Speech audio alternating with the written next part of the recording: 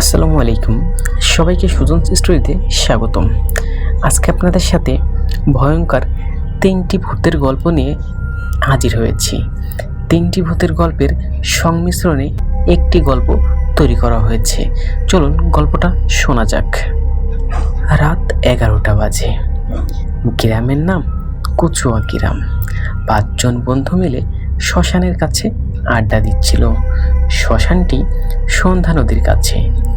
শ্মশানের পিছনে একটা পুরানো ভাঙা বাড়ি আছে। এই ভাঙা বাড়ির উঠানে বসে খুব আড্ডা দিচ্ছিল তারা 5 বন্ধু। 5 বন্ধুর মধ্যে 4 জনই কচুয়া গ্রামের, আর একজন এসেছে শহর থেকে বন্ধুর বাড়ি বেড়াতে। তার নাম সজল। এই সজলের কাছ থেকেই আমি এই ঘটনা শুনেছি। অনেকক্ষণ তারা নানান বিষয়ে গল্প করছিল। হঠাৎ সজলের প্রস্রাব চাপে। সে প্রস্রাব করতে ভাঙা বাড়ির পিছনে যায়। তখন সে দেখতে পায় একটা মেয়ের লাশ পড়ে আছে। সজল সরল চেহারা, ছুতে শাড়ি পরা, হাত ভর্তি কাচের চুড়ি, কপালে সিঁদুর দেয়া। মেয়েটি দেখতে অপরূপ সৌন্দর্য এবং অপরূপ সৌন্দর্যে সাজিয়ে তাকে রাখা হয়েছে। মেয়েটিকে দেখে মনে হচ্ছিল মেয়েটি মরেনি, ঘুমিয়ে আছে। সজল মেয়েটিকে দেখে এতই বিমোহিত হয়ে পড়ল যে এক আকাশ ভালোবাসা নিয়ে মেয়েটির হাত ধরল।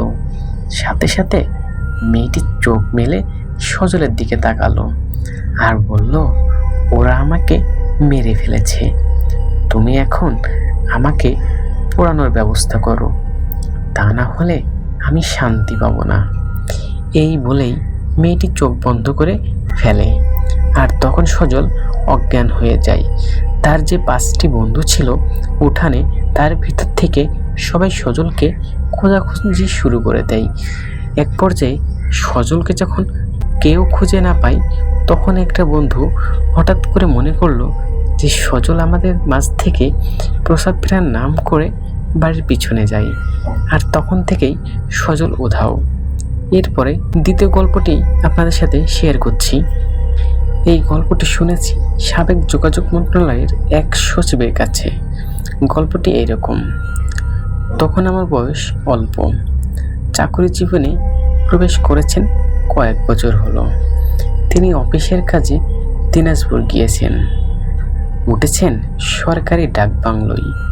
রাতে খেয়ে বিছানায় গেছেন। তার ঘুম আসছিল না।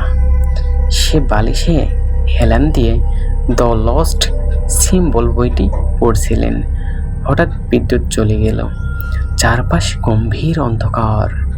তিনি ইলেকট্রিসিটি আসার অপেক্ষায় আছেন। এমন সময় তিনি তার ঘরের শব্দ পেলেন। কিসের শব্দ? কী রকম শব্দ? তিনি ভালো করে শব্দটি শোনার চেষ্টা করলেন। তার মনে হলো শব্দটি আসছে খাটের নিচ থেকে। মনে হলো যেন কোনো বাচ্চা মেয়ে অভিমান করে কাঁদছে। তিনি ভয় না পেয়ে বিদ্যুতের জন্য অপেক্ষা করতে থাকলেন। প্রায় 1 ঘন্টা পার হয়ে এলো কারেন্ট। তখন তিনি খাটের নিচে দেখেন কিছুই নেই, শুধু একটা কাঠের বাক্স আছে। তিনি কাঠের বাক্সটি টেনে বের করলেন এবং বাক্সের মুখ খুলে দেখতে পেলেন একটা 3 থেকে 4 বছরের ফুটফুটে বাচ্চা মেয়ে। বাচ্চাটি মৃত, গলা টিপে সম্ভবত হত্যা করা হয়েছে। তিনি বাচ্চাটিকে কোলে তুলে নিয়ে বিছানায় শোয়ালেন। বাচ্চাটি কে, কোথা থেকে এলো, তার কিছুই খোঁজ পাওয়া যায়নি। এই ঘটনার পর থেকে তিনি বাচ্চাটিকে প্রায়ই স্বপ্নে দেখেন এবং এই ঘটনা আগে থেকেই জানিয়ে দেন যে কী হচ্ছে। চলুন 3য় নম্বর ঘটনাটি শুরু করা যাক। এখন বলবো রফিক সাহেবের গল্প। তখন তার বয়স 21 বছর। একদিন তিনি নাটোর গিয়েছিলেন তার বন্ধুর বাড়ি। রাতে তার ঘুম আসছিল না, তাই সে বন্ধুকে না ডেকে চুপি চুপি ঘর থেকে বের হয়ে কিছু দূরে গিয়ে একটা কালভার্টের উপরে বসেন। সুন্দর জ্যোৎস্না রাত, সামনে যতদূর চোখ যায় ধান ক্ষেত আর ধান ক্ষেত। ধান খেতে বাতাসে দুলছে ধান। কালভার্টের নিচে খাল, খালের পানি কলকল শব্দে বয়ে যাচ্ছে, মিষ্টি ঠান্ডা বাতাস। ঠিক এমন সময় তিনজন লোক একটা লাশ নিয়ে কবরস্থানে যাচ্ছেন।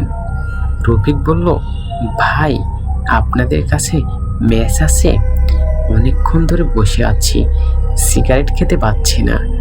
ভুলে ম্যাচ বাক্সটা রেখে এসেছি বাসায়। তিনজনের দিকে তাকিয়ে চোখে চোখে কথা বলল। তাদের একজন বলল, আপনি আমাদের সাথে কিছু দূর চলেন, সেখানে আমাদের আরও লোক আছে। তাদের সাথে বসে আমরা একসাথে খাবো সিগারেট। তাদের কাছে ম্যাচ বক্স আছে। মরার ঘাট 4 জন ধরতে হয়, এত রাতে লোকজন পাইনি। আপনি যদি একটু সাহায্য করেন তাহলে খুব ভালো হয়। রফিকের তাদের দেখে খুব মায়া লাগলো। সে আগ্রহ নিয়ে খাটের একটি পায়ায় তার কাঁধে নিল। যাচ্ছে, ও যাচ্ছেই, পথ আর শেষ হয় না। হঠাৎ রফিকের মনে হলো খাটে কেউ নেই, থাকলে ভারী লাগতো। তাছাড়া মরার খাট যারা বহন করেন তারা আল্লাহ খোদার নাম নেই, কিন্তু এরা তিনজনই চুপ করে আছে। রফিক হঠাৎ করে চিৎকার করে বলল, আমি আর যাব না। বললেই উল্টো দিকে এক দৌড় দিল। তারপর রফিকের আর কিছুই মনে নেই। বাড়ির লোকজন ভোরে কালভার্টের নিচে রফিকের অজ্ঞান অবস্থায় দেখতে পায়। আসলে রফিক যে সাহসের পরিচয় দিয়েছে এবং এই সাহসটা বেশিক্ষণ ধরে রাখতে পারেনি, তার কারণেই রফিকের এই হাল। আসলে ওই তিনজন ব্যক্তি কারা ছিল? ওরা কি আদৌ রফিকের ভালো চেয়েছিল নাকি ক্ষতি করতে চেয়েছিল? এই গল্পে আমি আর এগোচ্ছি না। আপনারা অবশ্যই গল্পটি শুনে কমেন্ট করে জানাবেন কি হয়েছিল এবং তারা কে ছিল। ধন্যবাদ সবাইকে। সুস্থ থাকবেন, ভালো থাকবেন এবং আমার চ্যানেলের সাথেই থাকবেন।